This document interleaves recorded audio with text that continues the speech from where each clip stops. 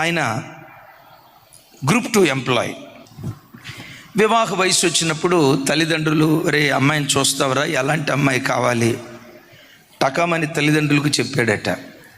ఎలాంటి అమ్మాయి అని నేను చెప్పను, కానీ దేవుని చిత్తంలో ఏ అమ్మాయో ఆ అమ్మాయిని వివాహం చేసుకుంటా. ఈ అబ్బాయి ఒకటే మాట అన్నాడట, అమ్మా దేవుని చిత్తం ఎవరో వాళ్ళని నేను చేసుకుంటా. తెలిసిన అమ్మాయిల ఫోటోలు పంపించారు. ఈ ఎర్రగా ఉన్న ఏ ఫోటో వచ్చినా వద్దు మమ్మీ, వద్దు మమ్మీ, వద్దు మమ్మీ, వద్దు మమ్మీ, దేవుని చిత్తం కాదు, ప్రార్థన చేశాను, దేవుడు వద్దన్నాడు అని చెప్పే పరంపరలో ఒక ఫోటో వచ్చింది. ఆ ఫోటో ఎట్టుందో తెలుసా? అమ్మాయి నల్లగా ఉంది, నల్లగా ఉంది.